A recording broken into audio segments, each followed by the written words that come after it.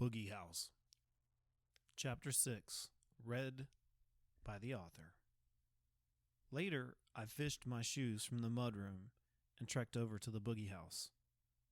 Down by where the truck had vanished, I found a key fob with the Brickmeyer Ag and Timber logo emblazoned on it. I pocketed the item and let my mind wander with possibilities as I went home. When I got back to the house, as I passed through the last row of pines, I saw an unfamiliar sedan parked askew in my driveway. I dropped to my knees, scanning my surroundings. With the sun high above me, everything took on a washed-out look.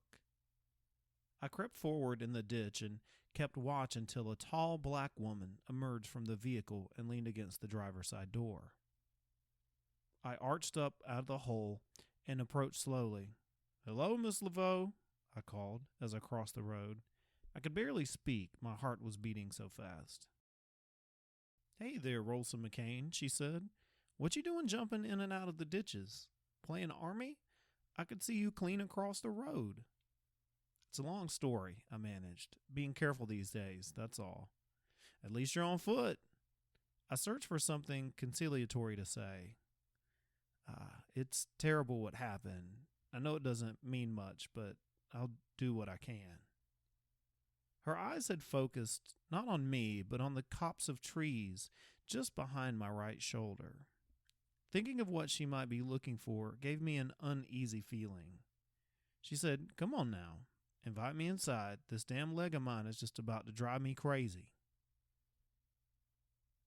I hit Janita Laveau going 41 miles per hour in a 35 zone. It wasn't quite a head-on collision, and I didn't quite T-bone her either. The impact could be heard for 4 blocks, and one man said on the record that it sounded like hell being unleashed on Main Street. From what I have been told, the accident bordered on miraculous. I ran a stop sign I'd used hundreds or maybe thousands of times. Just went right through it, slowing down only when a champagne blur passed in front of me. The impact put Janita's car on 2 wheels, but luckily it came back down instead of careening into the IGA across the street.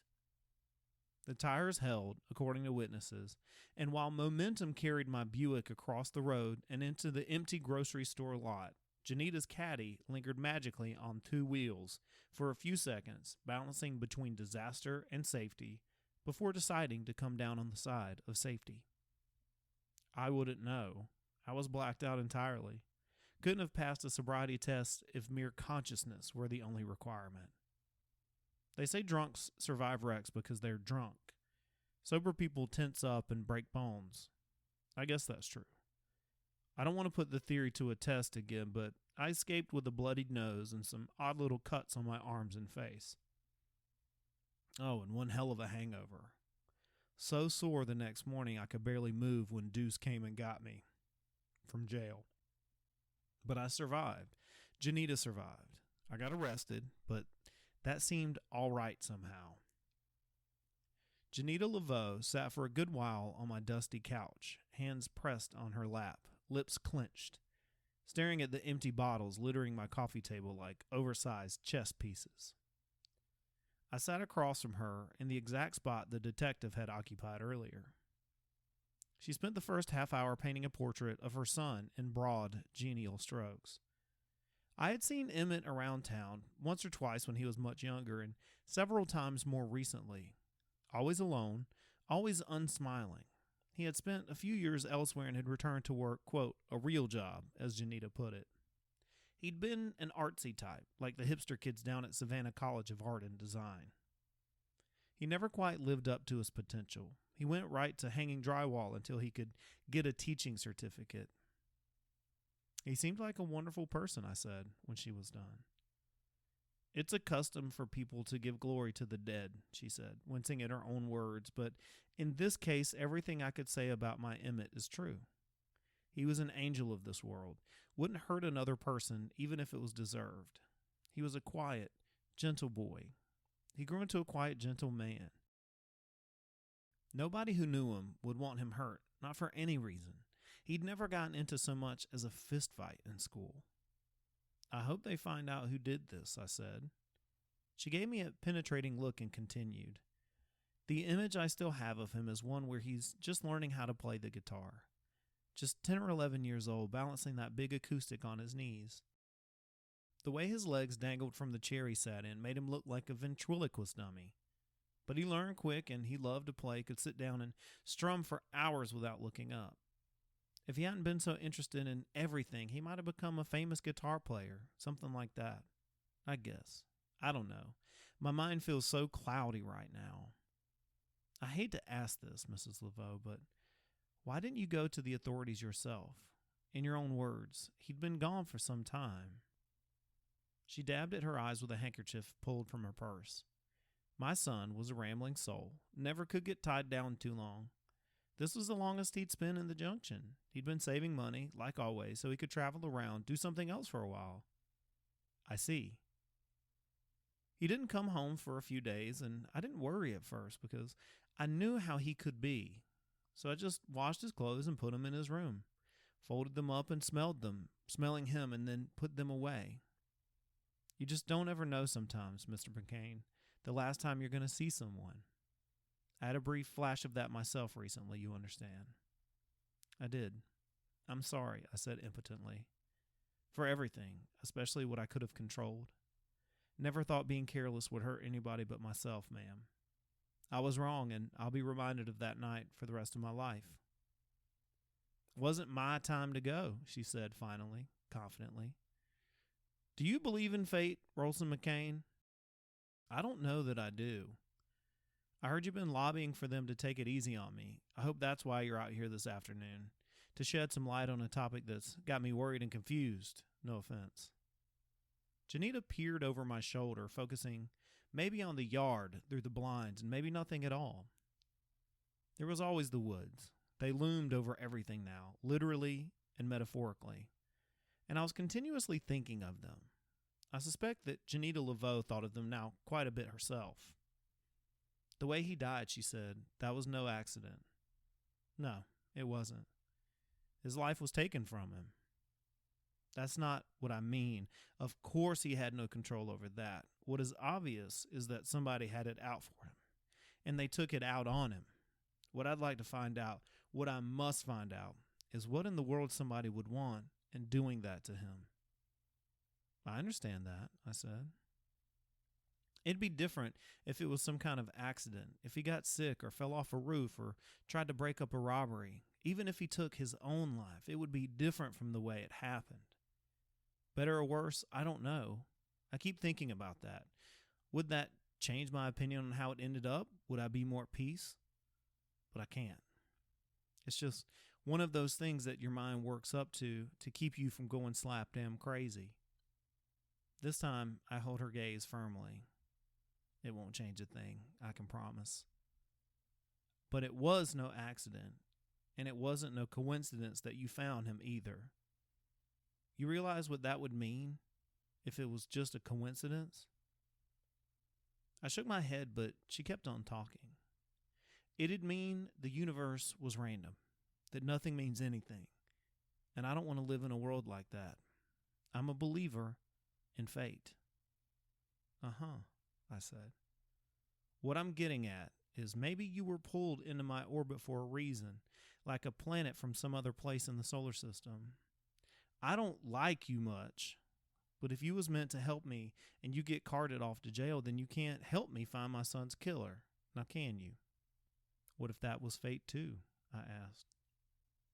She stared at me, reaching one hand up and smoothing down loose strands of hair. I can't take my chances on that idea.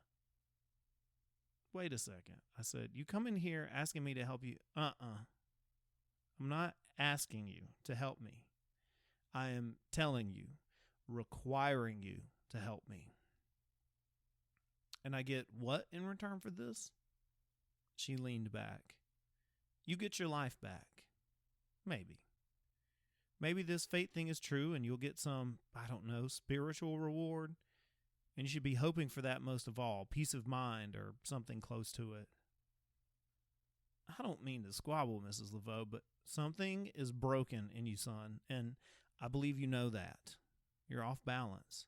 Maybe not mentally, maybe not even that much, but there's something wrong with you, and this may fix it. Her eyes returned to the window over my shoulder. She continued, I don't have any faith in the rednecks they got up there at the police station. They don't care a bit for my boy, especially that grizzly bear looking one. Bullin'. Mm-hmm. Some of them talk about you like they'd like to see you end up the same way. They resent me marrying Vanessa, Chief's daughter. Thought I was kissing ass somehow. We dated a long time before I thought I wanted to be a cop, but you know how rumors are. It doesn't matter when or where they start. She sighed. I just don't trust them to do what's best for me, for my baby's memory. There's something to it. I can believe that, I said. There was another long pause, and she said, I've been having bad dreams, McKane. Unsettling dreams. How about you? How are you sleeping these days? Fine, I squeaked. Coroner tells me my son's been dead for 5 days. 5 days ago, I dreamed about white horses grazing in a field. I was always told dreaming about white horses means somebody close to you is going to die. I knew even in that dream who it was supposed to be for, and it wasn't a dream the way most dreams are. What do you mean? I asked. Walking through the field, I saw somebody standing off with the horses, petting them, keeping them company. When it came time for the person to turn around, show me your face, she did, but I woke up. Who was it? Me, Rolson McKane. Me in the flesh. Well, maybe, future me, wearing the very clothes I'm going to be wearing to my son's funeral. Wow, I said. It was all I could manage. My mouth had gone dry and the words got lodged in my throat. I coughed and said, That's a vivid dream.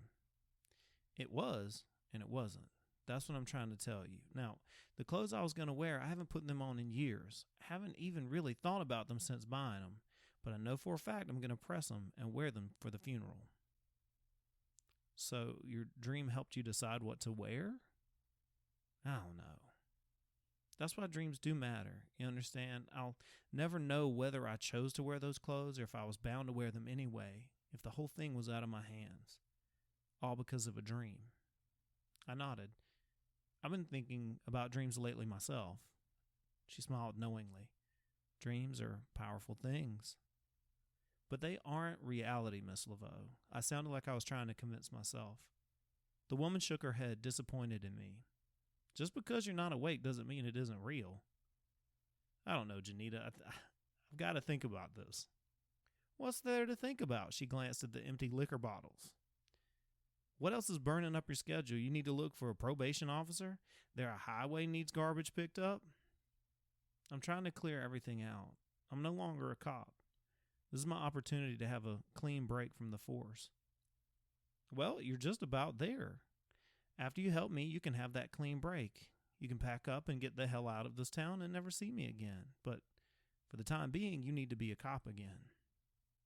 Seems to me I wasn't ever meant to be a police officer in the first place. What you were meant to be isn't up to you. Haven't you listened to a word I've said? Cops don't take up personal causes. I'd be a vigilante, an unlicensed PI, working for free no less. She got to her feet and shrugged. And some things are worth more than money, she said. Think about it. But I think the choice has already been made for you.